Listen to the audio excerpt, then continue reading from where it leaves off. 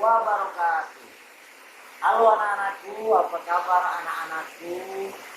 Semoga anak-anakku tetap selalu dalam lindungan Allah Subhanahu wa taala, selalu sehat dan selalu berbakti kepada orang tua yang paling penting. Kemudian jangan malas untuk belajar, karena pelajar Muhammadiyah ialah pelajar yang giat belajar, kemudian pelajar yang tidak pernah membangga orang tua dan tidak melawan orang tua. Itulah tipikal pelajar Muhammadiyah.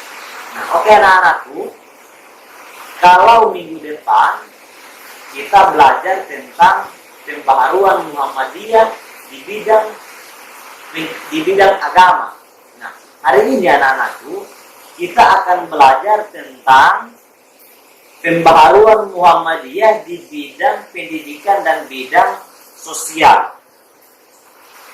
Nah, tetapi sebelum kita memulai pembelajaran kita hari ini anak-anakku, terlebih dahulu kita membacakan doa agar apa yang kita pelajari hari ini diberkahi oleh Allah Subhanahu wa taala. Berdoa dimulai. Bismillahirrahmanirrahim. Raditu billahi rabba wa bil islami dina wa bil Muhammadin nabiyya wa rasulah. Rabbi zidni ilma warzuqni fahman. Amin ya rabbal alamin. Nah, anak-anakku, kita langsung saja lihat yang pertama, pembaharuan Muhammadiyah di bidang pendidikan. Yuk anak-anakku, kita cari tahu bersama-sama. Sebelumnya anak-anakku, kita melihat lebih jauh tentang pembaharuan Muhammadiyah di bidang pendidikan. Kita tahu dulu mengapa harus ada pembaharuan di bidang pendidikan. Hal ini berdasarkan Quran surah Al-Mujadilah ayat 11 yang berbunyi, yang artinya, hai orang-orang yang beriman, apabila dikatakan kepadamu, berlapang-lapanglah dalam majelis, maka lapangkanlah. Niscaya Allah akan memberi kelapangan untukmu. Dan apabila dikatakan berdirilah kamu, maka berdirilah. Niscaya Allah akan meninggikan orang-orang yang beriman di antaramu dan orang-orang yang diberi ilmu pengetahuan beberapa derajat. Dan Allah mengetahui apa yang kamu kerjakan. Sehingga anak-anakku, dari pesan Quran surah Al-Mujadilah ayat 11 ini, kita harus giat belajar, kemudian kita harus belajar dengan bersungguh-sungguh, jangan berbohong dalam belajar, karena Allah mengetahui apa yang kita kerjakan. Kemudian anak-anakku, hal ini juga sejalan dengan hadis yang diriwayatkan oleh Muslim, hadis nomor 2699 yang berbunyi, siapa yang menempuh perjalanan untuk mencari ilmu, maka Allah akan memudahkan baginya jalan menuju surga.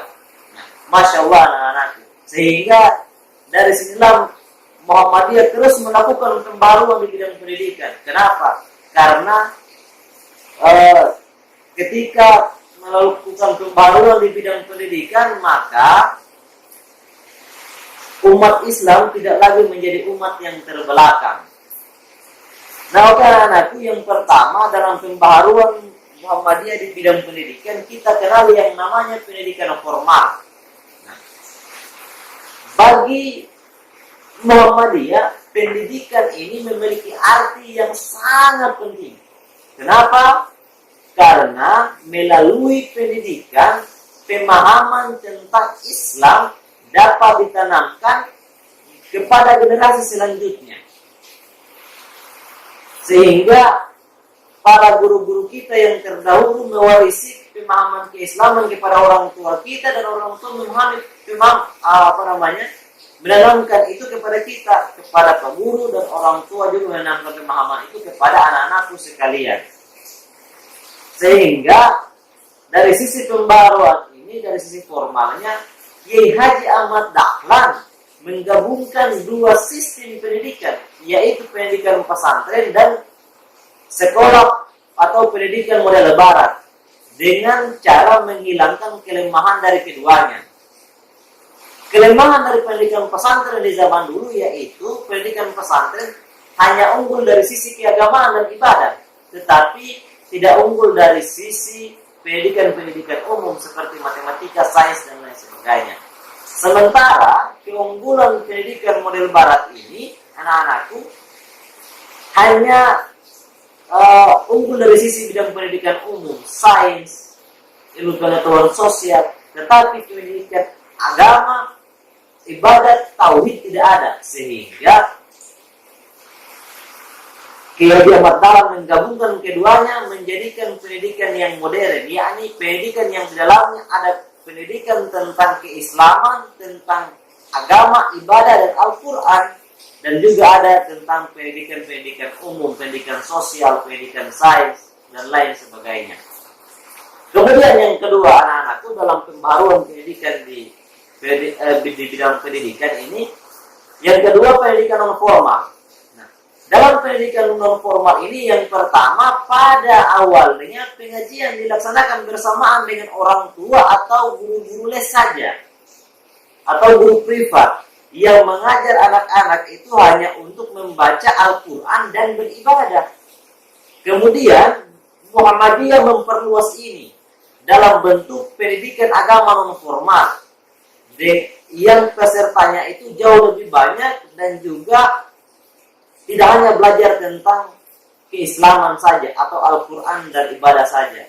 Sehingga kedua, materi yang awalnya anak-anakku yang hanya berisi tentang Al-Quran dan ibadah diperluas lagi oleh Muhammadiyah dengan mengkaji materi-materi tentang masalah kehidupan sehari-hari umat Islam. Sehingga apa?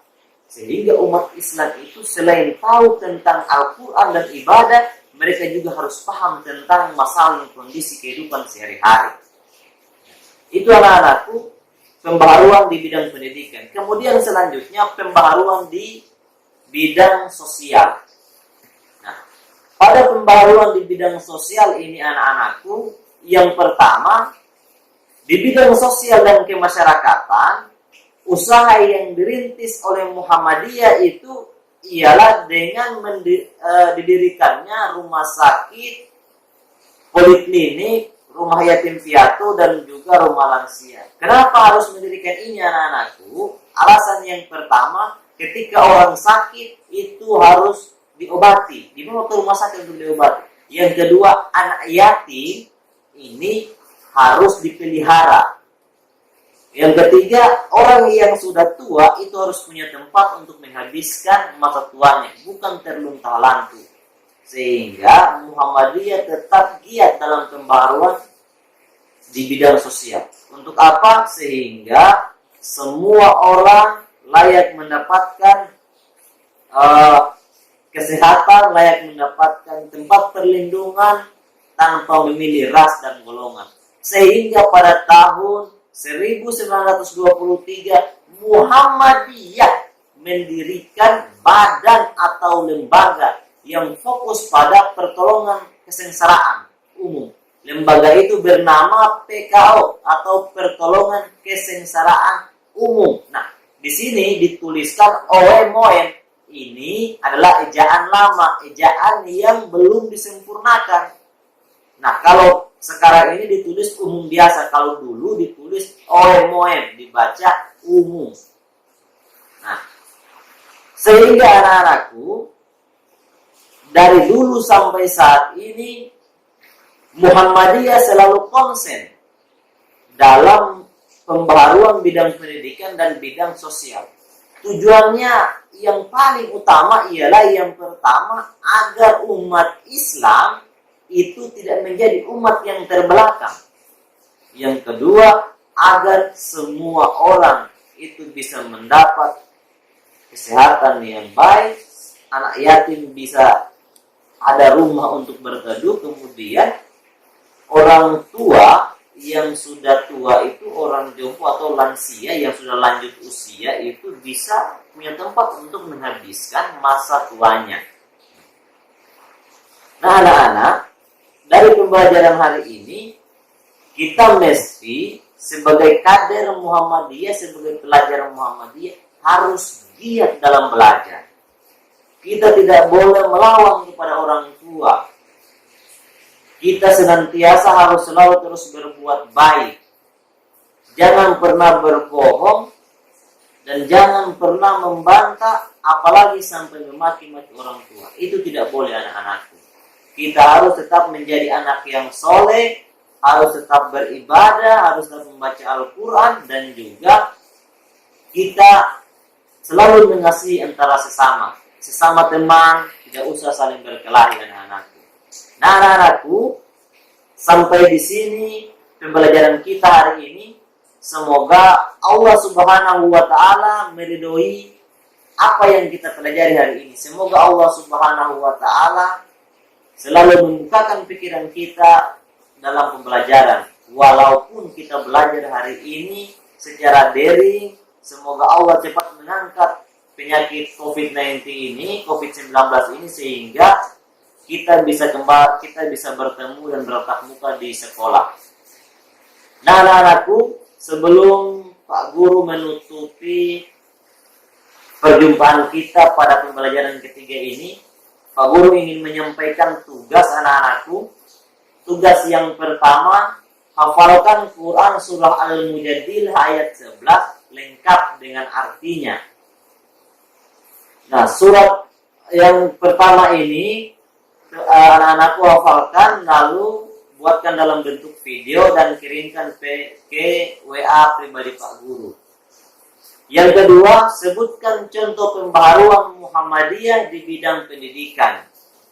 Yang ketiga, sebutkan contoh pembaharuan Muhammadiyah di dalam bidang sosial. Nah, pada tugas yang kedua, nomor 2 dan nomor 3 ini nanti ditulis di buku tugas bersamaan dengan tugas pada pembelajaran pertama, ke-1, pembelajaran kedua, dan pembelajaran ketiga ini digabungkan menjadi satu. Lalu sambil menunggu pembelajaran keempat, setelah pembelajaran keempat baru tugasnya dikumpulkan di sekolah. Nah, itu saja anak-anakku yang perlu Pak Guru sampaikan hari ini. Semoga anak-anakku selalu dilindungi oleh Allah Subhanahu wa taala. Terima kasih anak-anakku sudah mengikuti pembelajaran hari ini. Wassalamualaikum warahmatullahi wabarakatuh.